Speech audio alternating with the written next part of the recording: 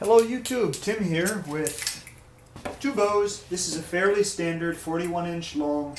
I call them U3 curves. It's a very short bow, stout because of the length.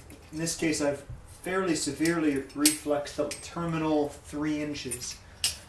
I also have another bow that we'll get to in a little bit. Let's see if I can turn on and use the scale. Nah, the battery's dead. Anyway, let's go ahead and give it a quick draw, and then we'll put the other bow on the tillering tree. Both of them use the exact same string. My goal here is at AMO 26 inches to draw 30 pounds maximum. Obviously I won't be able to tell exactly with this, but I'll play around with the luggage scale, buy a new battery and test it later. But we'll be able to get just a general idea.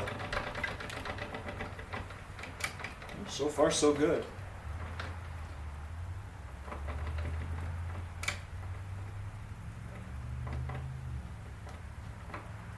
Okay, that's 26 inches AMO.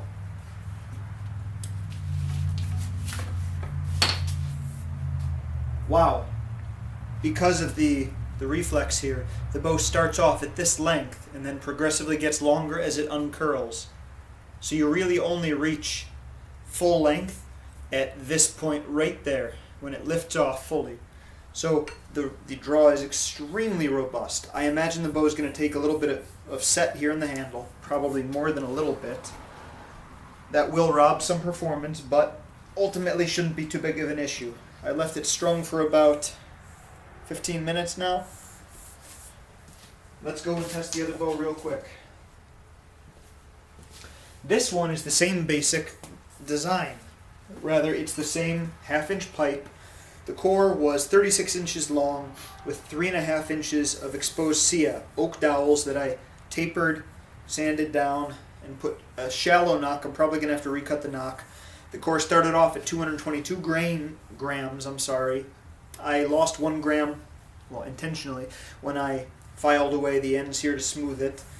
Then the tips started off at 38 grams, and I got them down to 32 grams. 16 grams each, not bad. Add the glue, and it's probably right back where it started, very close to, let's call it 258 grams for the total for the bow. It's still fairly short, but it doesn't amount to as much reflex as the other, or with the recurves there. So the effective length of the bow is longer, meaning it should be a little bit lighter. One limb, the bottom limb here, is a little bit more robust, thicker and more robust. It'll have to bend more, so that should definitely go on the bottom.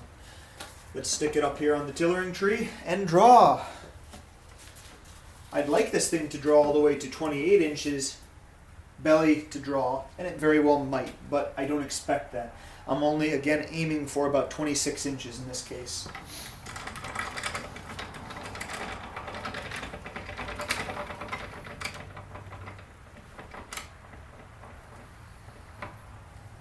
Well, that's 26 actual inches, meaning that's 27.75, nearly a full 28-inch draw.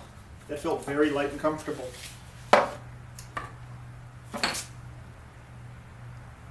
Oh, I like it. Cool. So the bow's very light, very comfortable to draw. I have no idea what performance is going to be like, but I imagine it's going to be adequate. What I'd like to use this for is there's somebody I've discovered is doing horse archery here in the Kansas City area. So I'm going to make several different bows for them to play with and see what they like.